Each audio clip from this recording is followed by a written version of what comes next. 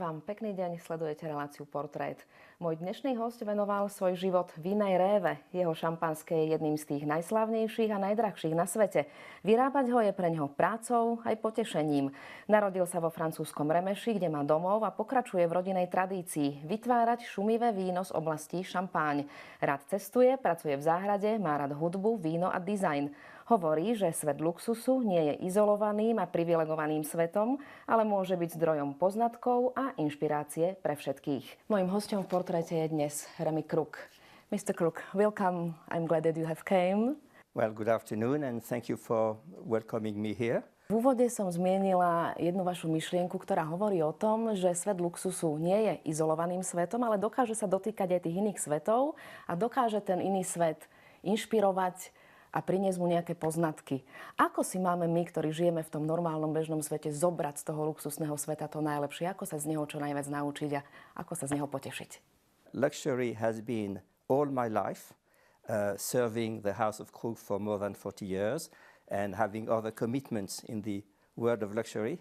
And what I've learned from that, what I've gathered from that experience is that luxury is much more than what people think. You all think of the glamour, of the beauty, etc., which is true. But behind excellence and beauty and glamour, you have an enormous amount of work to achieve excellence. And you have a complete set of mind, of ways to think, of what to do to achieve excellence and luxury. And I found that there's a lot to learn from that, because today the luxury houses they travel through the crisis, through the world crisis, with a very strong position. They perform very well. Luxury business has increased in the past years enormously. And it means that luxury is maybe a recipe to beat the crisis in a way.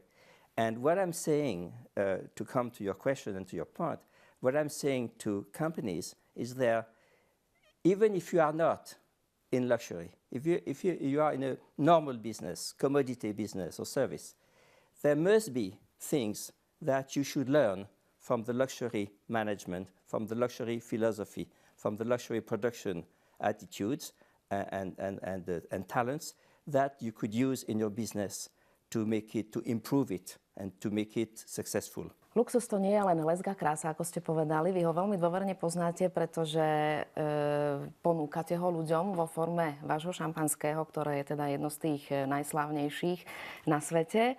Ale mňa by zaujímalo, že kedy ste to tak vedome pocítili, že toto je to, čo ja budem robiť? When I was living in the family and was at school, and I was going to think of a university, I had a dream which was to become an architect.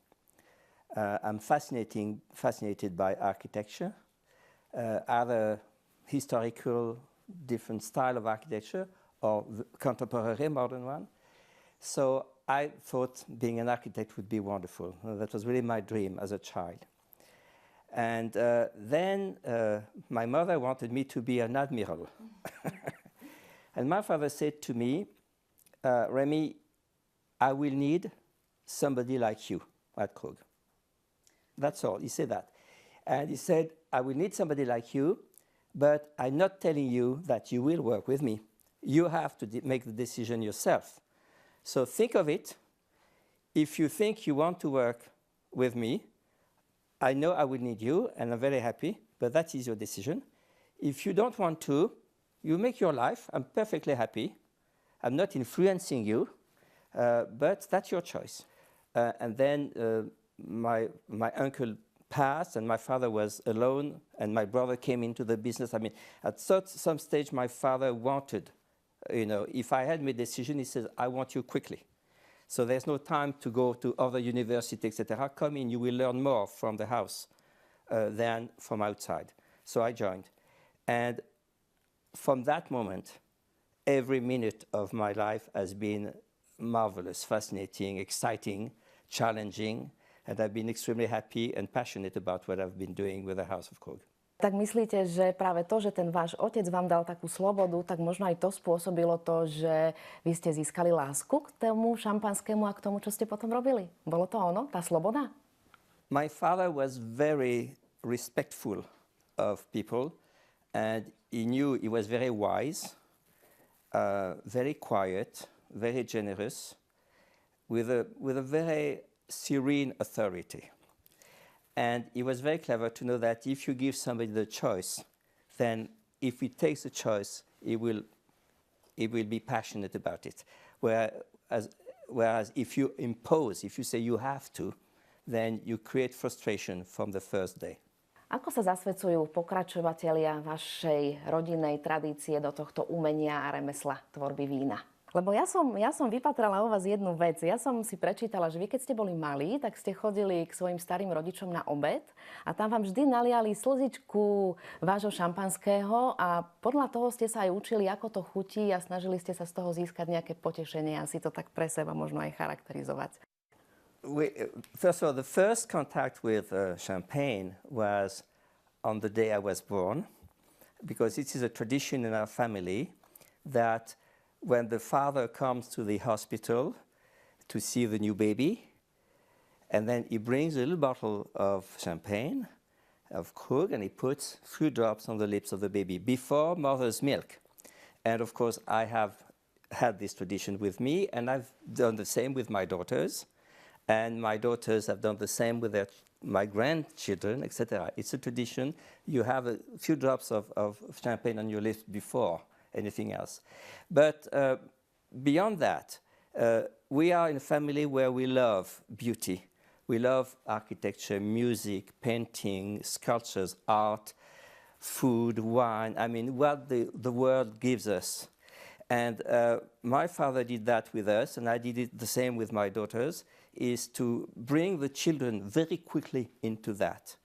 The children deserve to be exposed to what is beautiful.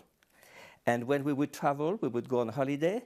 We would not go from Reims to the sea direct. We would go and stop. There was a nice church to visit and stop where there's a good restaurant, etc. So that was a clever way of traveling to really, broaden your feelings, your emotion, etc.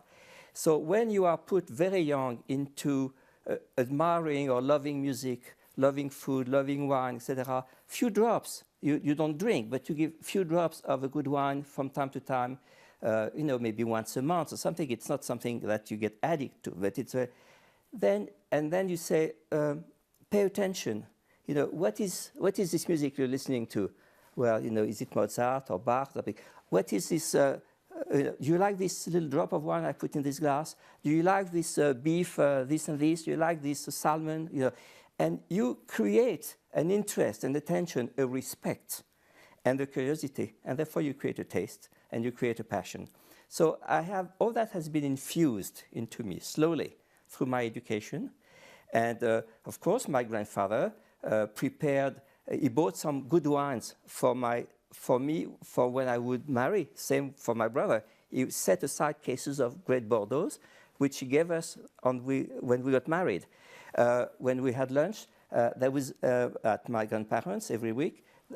There was a little silver flute, that big, so that small, where we have few drops of champagne in it, and just for the sake of you are part of this, and the same with Bordeaux, etc. So it becomes natural, and you love it, and you consider it's like the oxygen you breathe. It's part of your life. Takže ste si ako keby od narodenia cibrili všetky tie zmysly, aby ste to pochopili a získali tú lásku. Absolutely.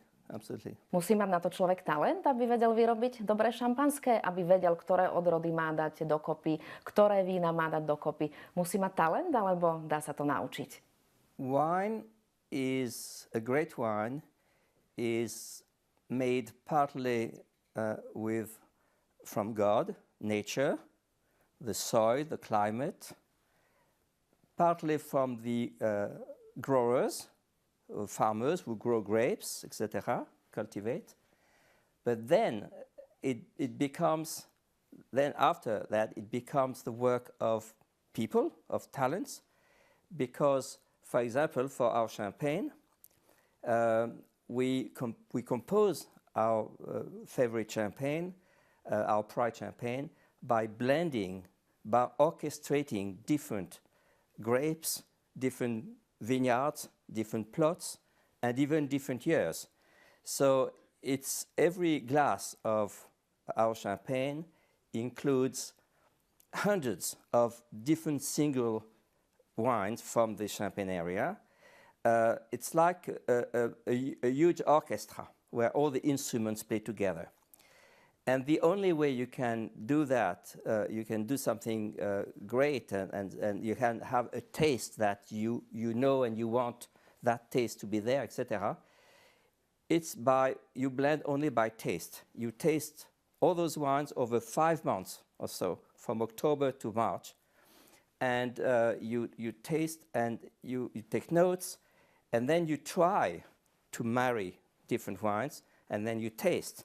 And you say, this is fine, but I need to. And then you try again another way, and then again and again and again, until the moment that you say, this is it. It's like composing a symphony or writing a novel or something. It's an art of creation, and only talent can do that. Now, how you get talent? Well, partly, like everything, partly you have in yourself. You have a certain predisposition to do it, and partly you educate yourself. At the beginning, you are like a child. You're like an innocent. You're listening, and you don't want to talk. And as time goes, you take more confidence, and you start to understand and start to know, and you feel you could do it yourself after some years, etc. It's a growing thing. Takže vy tak skúšate to víno, ochutnávate ho, premýšľate ešte, že čo by sa tam mohlo pridať, ktorá odroda, ktoré iné víno a že či to je skutočne to dobré a to výnimočné. To by vám aj mnohí mohli možno zavidieť, takúto prácu. Well, it is indeed a fascinating work because you have to understand that there is a fragility because the wines from Champagne are very special. They are very different from one year to another because our climate changes every year. They are very different from one village to another, to one growth to another. They are very different from one grape to another, from one farmer to another, etc. So it's a mosaic of different little things, and then you have to orchestrate. So there is no recipe, there's no formula. You have to reinvent your own taste every year from what you get from nature. But there's another complication to that. For Krug, it takes between 6 and 12 years to mature in the bottle.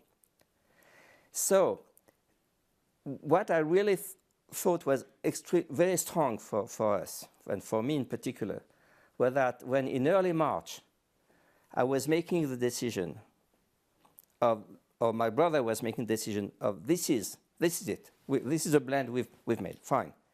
We knew that we had to wait 6 years, or sometimes more, between 6 and 12 years, to know if we had made the good decision. And that is very unique, because if you are a fashion designer, you create a dress. And it's when you show the dress, when the models show the dress on the catwalk, then in the fashion show that you see whether people clap or not, or you have good reviews, people love what you do. When you are a chef, you bring a recipe, a dish to your client, and he can tell you in 5 minutes whether it's good or not. But in our case, you have this extremely long time, 6 to 12 years or 15 years, before you know whether you've made good decision. Zdá sa ale, že rozhodnutie robíte dobre, keďže to vaše šampanské je naozaj jedno z tých najslavnejších na svete. Ale čo keď nie je dobré počasie? Čo keď to hrozno nemá toľko slnka, možno koľko by potrebovalo? Čo urobíte potom? Lebo vy chcete ponúkať každý rok naozaj to výnimočné a to najkvalitnejšie. Čo keď slnko chýba a počasie nie je tak dobré, ako by mohlo byť a malo byť? Of course, this situation happens from time to time because of the irregular climate. So I remember in 1967, I had been with Krug for only 2 years, and we are looking for a wonderful vintage, a wonderful crop. Everything is fine until the end of August. Everything is superb. And in the following weeks, it rains in few days, as much as it normally rains in 2 months. And it's very hot. So that damages the grapes. And the crop becomes very difficult. Certain grapes are fantastic, and certain grapes are just impossible, terrible. So what we do then, we select. We separate the good from the bad. We reject the bad. There's no choice. If you want to be in excellence, if you want to respect your customers who love what you do, they are very strongly demanding, these people, then you cannot cut corners and you cannot compromise. Somehow modest, humble, because nature is stronger than we are, and we have to be also humble vis-à-vis our customers, etc. You cannot be arrogant in this wonderful world of champagne. It's impossible. Vy hovoríte, že luxus má budúcnosť a podnikanie v ňom. Ja by som možno rada od vás vedela, že aký je rozdiel medzi tými dvoma oblastiami podnikania, lebo jedna oblasť je ten luxus a vytvárať nejaké výnimočné veci. A druhá oblasť podnikania je začať robiť a vytvárať niečo, čo je bežné a čo človek naozaj potrebuje. Lebo tú luxusnú vec si v podstate kúpiť nemusí, ale ten predmet bežnej spotreby musí mať. Tak aký je rozdiel medzi tým podnikať s luxusom a podnikať s niečím bežným? There is a very big difference between everyday commodity. When everyday commodity goods, you have quality. This is quality. But a car, a watch that gives you the time, a car that runs, this is quality. And in every day, you're looking for something that is essentially functional, that gives you the time if it's a watch, that is good for your thirst if it's water, etc. You look for functionality. In luxury, you look for emotion.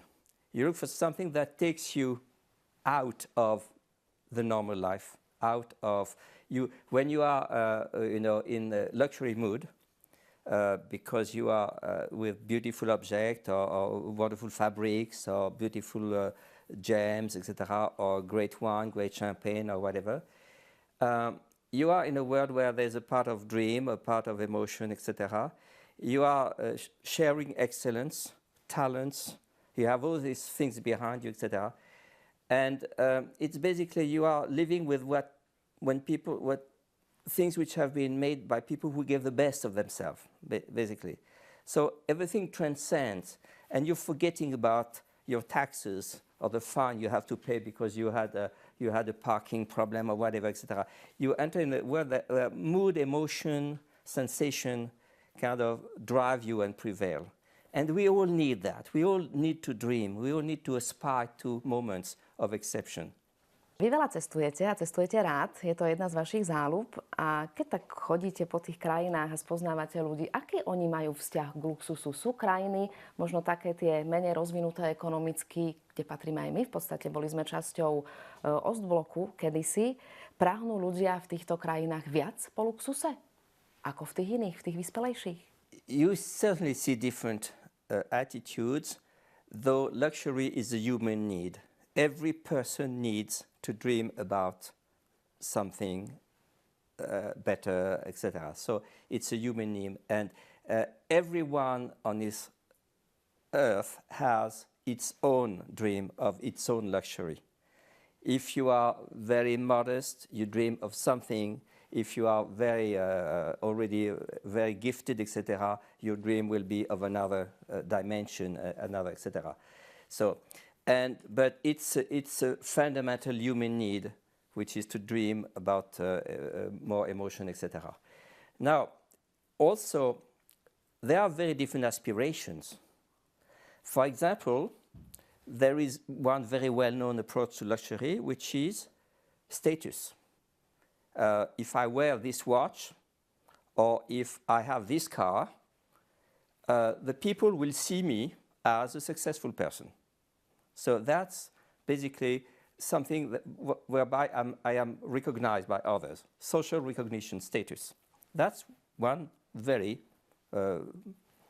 spread around and a normal aspiration.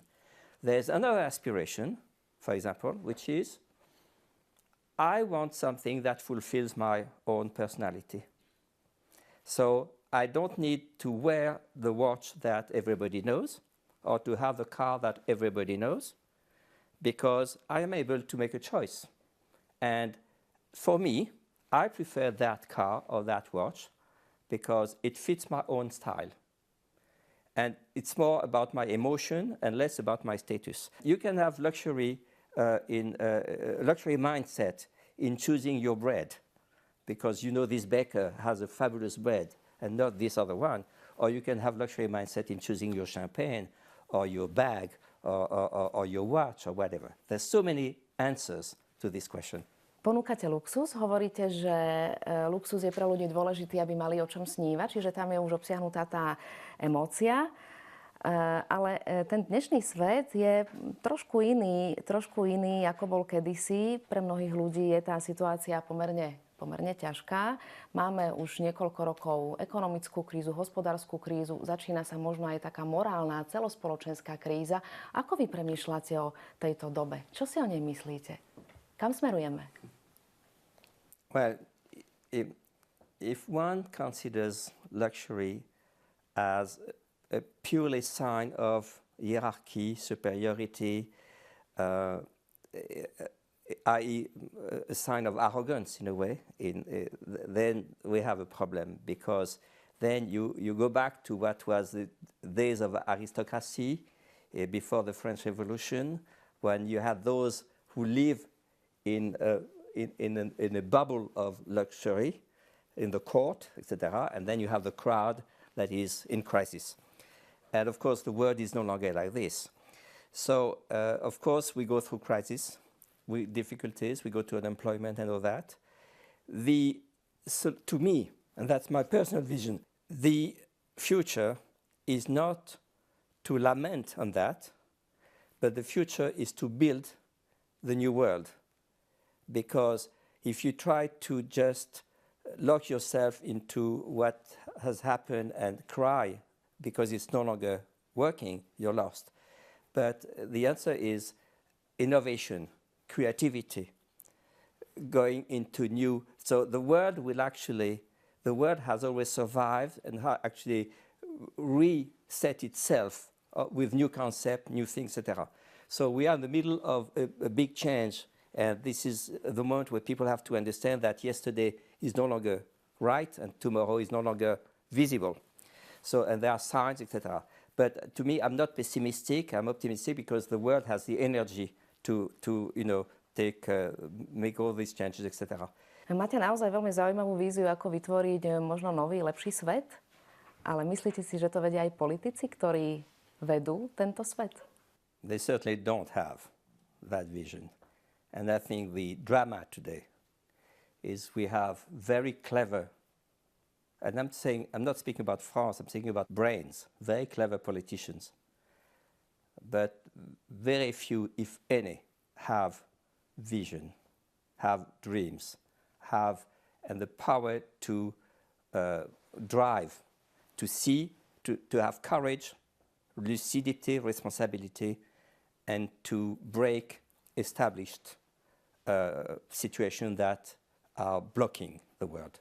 So I'm not extremely optimistic about politics. Pán Krug, svoj život ste venovali vínu. Hovoríme tu o tom celý čas. Čo dalo ale víno vám? My wife would tell you that every time I speak about my champagne, it's like I speak about it for the first time. I'm never blasé. I was as happy as if I was discovering my own champagne, which I've known for more than 70 years.